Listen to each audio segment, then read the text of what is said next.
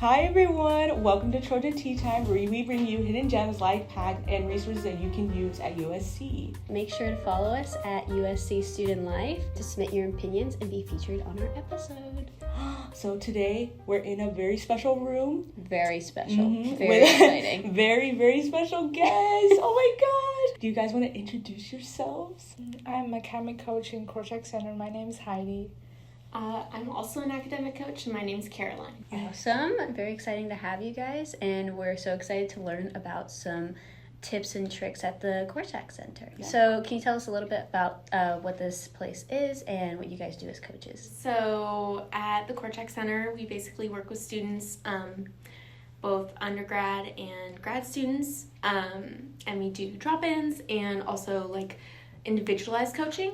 During drop-ins, we basically will work with students on a variety of different strategies and skills. So time management, study strategies, organization, basically just the basic things you need to do to succeed in college. All right, awesome, yeah. And make sure to stop by the Kortschak Center. It's in Student Union 311. And it's really quiet in here, so it's really good for studying. There's also some very valuable resources as well as our academic coaches. Yes. So yeah, please stop utilize by. them. Yes. They're here for you. Especially during this time, midterms. So Girl, I'm timely. scared. Yeah, exactly. Yeah. How are you feeling about midterms right now? I just had my midterms, 2 of them. Oh. So I will be using this during finals. But I think they're just all good skills to have year-round about studying. And, everybody says midterms. But we all know classes don't stick to middle of the term. There's more. Exactly. Yeah. I'm still taking them, so... Okay, great. A little nervous, but I know I can come here and everything will be okay. Yeah, kind of transitioning from that. A bunch of people are going into midterm season, and we wanted to prepare some tips and tricks to help our viewers. So we have some of our own questions that we're going to ask you guys. Well, the first question is, what are some undergrad study tips that you think students should be using? Yeah, so I think one of them is distributed practice. So instead of really studying for a 3-hour period, that's a lot of time. So we're going to want to break that down into just several different segments. So we're going to do that using the Pomodoro method, which you can learn more about on our website, kortschakcenter.usc.edu. And basically, we're going to be doing study sessions that are going to be from 25 minutes to 50 minutes. You'll want to try out and see what length works for you. And then once that time is up, you're gonna take a restorative 5 to 10 minute break. So get a drink of water, a healthy snack, get up and move, do whatever you can to just kind of re-energize yourself for the upcoming study session. It's really important. Another thing I think students don't really utilize is weekly scheduling. It does take time, which I think sometimes pushes students away from doing it. But I think if we look at our schedule and we're like, okay, when am I going to complete this assignment? I think that can just be really helpful instead of going in blind and being like, well, I have to get it done this week. So that's really helpful. And then the last tip is just sleep. Sleep is so important. College students need on average between 7 and 9 hours of sleep a night, but some people may fall out of outside that bracket, right? What I tell students is, how can you best show up for your academics, for your friends, for work, etc.? How much sleep do you need to be able to do that and get all your daily tasks done? I think is really important. Great. So our second question is, what do you think makes up an ideal study space?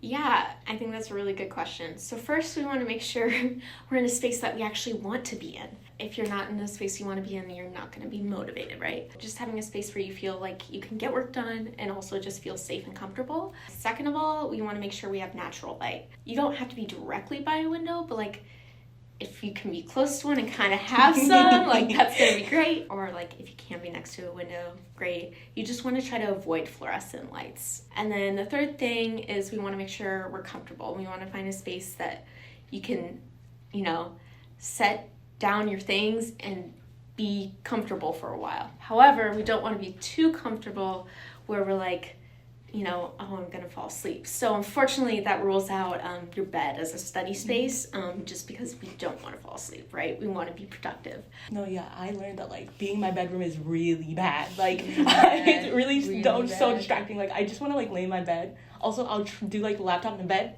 Does not work. I'm like, does not work. I have to do like a coffee shop or something. For sure. I definitely agree with that. I never go in my room. I can't. It's just like, it's not going to be productive. My ideal study space for me is like, I need an outlet and I need some access to a snack or something, a sweet treat, and then I'll be okay. Exactly. Yeah. We can't do it without a sweet treat. You can't do it without a sweet treat. Our next question is, does listening to music help or harm the studying? Yeah, it depends actually. From the article, there are like certain like music genre that could improve your study efficiency and help you focus. So for example, like classical music or like spa music, like the sound for spa treatment, or like natural sound like sound of bubbling brooks, birds, wind and rain, like electronic music, like lo-fi hip-hop, a low-key type of music, and last but not least the jazz. So there's like common feature of those kind of music is like they have no lyrics. So like the music without words like can help you focus, but with words could be distracting. So people may think listening to music while studying may sound like paying attention in two things at once, but actually by considering the following feel like points, you can enjoy the positive effects of music brings to study. So the first thing is like consider the tempo. So 60 to 70 beats per minute help you to like study longer and then like retain more information. And then besides that, like start sound control, so try to turn down the volumes that sounds like a background sound, and then like sound with no lyrics, just try to avoid those sound could like you can sing along with, and then you can wander with the lyrics. And then last but not least, like you just choose the sound you like, so you can enjoy music while study. That is very important. That's very true, because I mean, I'm a music lover. I love listening to music all the time. But when I study, me and my roommate have been listening to, do you know the live stream of the Lo-Fi Beats Girl? Yes, on YouTube. Yep. Yes. I that is on in my house like That's a very concerning that's a very concerning amount. Like exactly. She's there and it's like no words, just like it's just like very calm. What about you? I listen to classical music. Oh, nice. It's just really calming. Yeah. And like it's like low and soothing, and so it helps you focus. Like very nice. No, not like distracted. Any favorite artists, or just like I just use like a Spotify like classical music playlist. Like I don't know. I don't listen to Bob. Yeah. Like I don't know. Love it. That's awesome. So our next question is, how can students help enhance their understanding and retention of course materials? Like what study methods can they use? Yeah, I think that's a really great question. So one thing we want to make sure we're doing is carving out time in our schedules to read, like for our classes, right? So just doing that and be able to like read before your class so that you can attend your lecture and be like, okay, I know all the content that's going to be covered today, and just being prepared for class is great. And then also utilizing active reading strategies. So like one of those is turning section headers into questions and then answering those. And then also like if you read one page, try to summarize it after you read the entire page to see if you're understanding what you're reading. Also, just by taking notes while you're reading, they don't have to be super detailed. They can just be enough to jog your memory so that after you've read an article or chapter, you can go back and look in the margins and see where you made a note, and it will have just enough information to jog your memory and be like, oh, that's why this section was important, or that was the main takeaway, or whatever. The third thing is downloading and printing the materials you need before class. So we just want to set ourselves up for success as students, right? And part of that is showing up to class like with all the materials that you need. And also like doing that ahead of time like causes you less stress because you're not like, oh my gosh, I totally forgot to do this, so that's really helpful. The last tip too is just getting in class early and reviewing your notes from the previous class. And then also I think students don't really think about where they're going to sit in class. And one of those things I think I challenge students to do is think about, where am I going to best succeed during the lecture? Like, it's great to sit next to friends, but are my friends going to distract me during the lecture? Am I actually going to be able to retain the information that I need to be able to succeed in this course? So I'm always tempted, like, I want to sit by my friends, but I always tell them, hey, I love you, I want to sit by you, but I also need to learn some stuff. So I like move towards the front and find a spot where I'm like, okay, I can best succeed and learn here.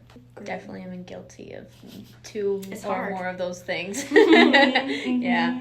No, because, like, it is nice sitting next to your friends, but also, like, they can be distracting. Yeah. Like, I'm trying to, like, retain this information, and, like, you're talking to me, and it's Yes. like, I need to retain this, please. Yes, like, love you, but, exactly. like, please. Love you, but I'm going away. Exactly. Love you, but you are not helping me right now. Exactly. So our next question is, are there any, like, habits that contribute to ongoing academic success, like, beyond, like, a midterm or a final? So, like, creating, like, weekly routines, like, routine can be very important to help you stay productivity. Consistent, like, routines improve, like, daily structure and can help you to combat the feelings of, like, overthinking, like, stress and fatigue. And then, like she said, sleep is very important. Like 7 to 9 hours of sleep is required. And then, like, lack of, like, quality sleep can have, like, negative impacts on, like, your academic performance, like your relationships, and then your overall well-being. To form a good sleep habit, you can come to our, like, website pages, KCLC tools and resources website page to view our, like, sleep handouts, which will, like, provide you with some tips for getting like great night's sleep and then help you to develop a healthy sleep routines. And then self-care activities, create self-care plans and goals can be, like, really easy and helpful. And then there are, like, multiple ways to do self-care. For example, like, building a morning routines, like, make yourself, like, a cup of, like, sweet coffee that, like, wakes you up. And then the sleep, like, 7 to 9 hours. And then even, like, eating healthy snacks, and then, like, work out 2 or 3 times a week. And then we're, like, write a, like, daily gratitude journals, go outside in the nature and then your surroundings. Even, like, call or text and then video chat with your friends and loved ones can be helpful. Our next question is collaborative studying, kind of like a pros and cons, like, what are the benefits, what are kind of, like, the challenges of, like, I know a lot of people, like, that is one of my preferred ways is to study with people in my class. I find that helpful, but I know there's some pros and cons to that, if you guys want to go into that. Yeah, I think it can be great, but it's also great to look at, like, what are some of the downsides too. So one of those is it can be really great to, like, separate your readings. So, like, splitting them up in between people, and you're like, okay, you read chapter 1, I'll read chapter 2, so on. And then when you come together as a group, it works great if everyone's done it, right? But if someone comes in and is like, guys, I'm sorry, I wasn't able to read it, then, like, that's not very helpful, right? No. So, like, that stuff happens, but we also want to hold ourselves accountable. So that can be, like, a setback for one of those. Another thing, too, I think in college is everybody has a crazy schedule. So sometimes it's not ideal or even realistic to be like, can we meet? I don't think we can meet. I mean, I think with Zoom, it's a lot easier, but it may not be possible to meet with your group just because everyone has such different schedules. And then the third thing, I think, is also just thinking about, like, when we get together as a group, it is so easy to get off topic and be like, oh my gosh, did you hear, like, latest pop culture news? Or, like, did you watch the game last night? You can so quickly get off topic and spend, like, a long period of time talking about something that's totally unrelated to your study session or collaborative, like, work session. And then you're like, oh, we have 10 minutes left and we didn't talk anything about homework, right? So just being mindful of that and holding ourselves accountable. Ooh, I'm like, uh-oh, I've definitely done that. We're literally Can't. like, Guilty. guys, let's study. We literally, it's been like an hour. We haven't looked at the page. Like, we haven't looked at the material. So It happens quite frequently, but but that's okay. We Uh-huh. prevail. We prevail, and then Exactly. we end up back on topic. So, are there any warning signs of burnout that you see with students?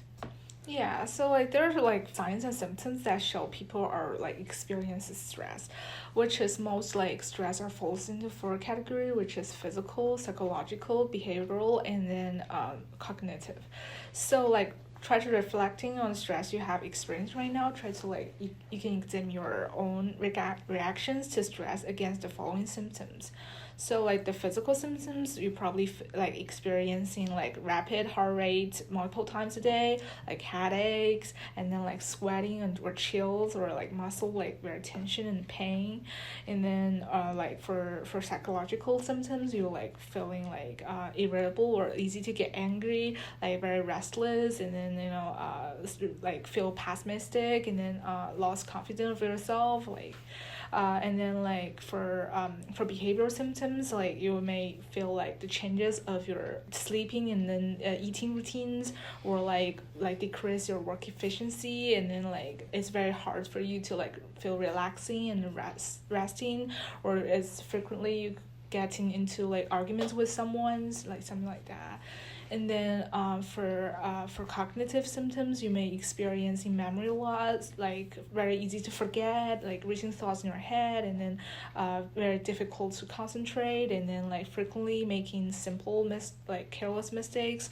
And then these are like four aspects like that shows you are like in like you're in stress. And then you can use this like for kind of signals to help you to like assess and then like to check your stress levels, and then to try to make the second steps to cope with the stress. Definitely important to keep in mind your mental health and take care of it during midterm season and just all the time, really. Exactly. Yeah. If you feel stressed, please take a break. Yeah. Please take a break. Right. And it's not worth it. And also, you perform better when you do take care of yourself, as we've just found out. So, exactly. So you might as well just do it. You might as well just do it. Okay, great. So that was all such helpful information. I'm going to be using this going into midterms and finals and any other tests I'm studying for. I'm ready for this week. I'm ready now. Okay, so going into our next segment, we're going to play Myth or Fact. We're going to have our academic coaches tell us a statement about study habits, about whether it's a myth or fact, and then me and Cecily have to guess. I'm ready to play. I hope I'm ready. I feel like I've learned some stuff today. Exactly, so I'm like, I should be good at this. I feel a little prepared. Yeah. Right, yeah. No, we got this. We got it in the bag. Okay, so recording lecture will aid your study. Recorded lecture. That's a fact. Like recording. What's wrong with that? What's wrong with studying recording? No, I think I would agree. Okay. I think I would so agree. So we both think it's a fact. Because it's, you're going to watch it there or you're going to be there. Exactly. Be there or be square. Exactly. Be square. So. Exactly. What's the answer, guys? Actually, it's a myth. Oh. I'm so sorry. Yeah. Right. Okay, tell us why. Yeah, actually, like, listen to, like, lectures multiple times is quite time-consuming. So, you can use that time to other study method. Like, if you really have something in the lecture you don't understand, you can try to, like, review this, like, the part again, or go to, like, your classmate or instructor for help, for clarification. Right? I see. So we were wrong. We were wrong. We're 1-0. Exactly. 1-0. Already on a rough start, but it's okay. It's okay. Awesome. Okay. The second one is recopying notes will help you remember the information. See, I feel like that's a myth, only from personal experience. Like when I'm copying down notes, I'm just like not mind numb. Yeah, nothing's there. No, there are no thoughts up exactly. here. I think it is a myth because every time I try to do it verbatim, it just does not work. What do we think? Yeah, it is a myth. Yes. Yes. 1-1. Here we go. Back on the board. Exactly. And like you said, like verbatim, notes is a rehearsal strategy is not helping study. What you can do is paraphrase the notes or to summarize notes in your own words. It could be helpful. Yeah. For sure. Okay. Yeah. I think I actually do that. I try and go through, if I'm going through notes again or lectures, I'm like, okay, this is already on the slides. How can I make it so I remember what's happening? No, yeah. And I think even professors too, I feel like they put a lot of things on there, but they only wants you to take so many notes. Like, Right. they're like, you don't have to copy everything that's on Right. here. Yeah. Just, like, get the important parts. For sure. So. Yeah. Underlining and highlighting while reading are effective strategies. Ooh, well. Okay, but I do that. I do that. I'm like, if it's a myth. Uh-oh. I gotta go back. I gotta go back and do some rethink Exactly. some things. Well, I'm gonna say fact just because I hope it's right. I'm gonna also say fact because I do it. Right. So if it's wrong, I need to switch it up. But then we're just gonna have to learn how to do it better. Exactly. So it is a myth. No. Unfortunately. No. There's a way you can change it to be actively reading though. Okay. So like just underlining and highlighting mindlessly, you're not going to Right. like absorb that information. But if you like bracket Ooh. and then write some notes on the side, Mm. that's more engaging, right? Okay. So a little annotation. Yes, Okay. annotations for sure. Great. Okay. Okay. So we are kind of doing it right. Sort of, almost kinda. there. Like, Almost there. No, yeah, like it's there, like It's there. The thought is there. The intent was Exactly. there. but like the execution. The execution. We gotta do better. The execution. Right. All right. Great. Do you think self-testing can be a good way to prepare the test and quiz? Self-testing. I think so. Okay, yeah, I think so too, right? Like, I think so. I like to do a little practice test, and then I'm like, oh, I was like, oh, I did way better than I thought, or I'm like, oh, I need to restudy these things that I thought I knew. Okay, You know? so I'm gonna say I'm fact. gonna say fact. Yeah, actually, it is a fact. Oh, okay. Guys, we are tied. We're back. We're back. We're so back. We're so back. Yeah, because like self-testing can help you like not only remember well, but also like you can check your own like the things you don't familiar with, and then like make timely corrections. Yeah. Perfect. Right. Yeah, because like you're getting immediate feedback of like, oh, that was wrong. That was right. Gotta go back and study, you know? No, yeah, I'm a big Quizlet head, you know? Ooh. I will make a quiz on Quizlet Yeah. and then quiz myself. Yeah. And then it shows you I what feel you like get wrong and you I can also restudy it think too. that the act of making the Quizlet is helpful to Right? studying as well. Yeah. Is that correct? Is that right? Yeah. Like, You're we're saying I'm a learning. We're learning. Great. Okay. So the next one, so interleaved practice and intermixing types of problems can help with learning material. I think so. I think it's always good to have different I don't know, types of problems, Interesting. you know? You know, I'm just gonna say myth just because, like, just in case you're wrong. Just Like, It's a fail safe. Exactly. Right, because we're tied. Exactly. And we can't lose this And tie. I can't. We can't. It is a fact. Oh. Cecily. Sorry. I don't even know how this does to our point system. We're just half. Exactly. Half is was right. wrong. Yeah. Left brain, right brain. Exactly. So doing so really allows you to be prepared for the concepts being presented in a variety of ways. And there won't be a curveball. So like if you get the test and you're like, oh, I didn't think about if the question was going to be asked that way. You're fully prepared for, whatever way it's going to be asked. Yeah. I want to take that as a win. Okay. Yeah. I take that as a dub, and I think we won. No. Okay.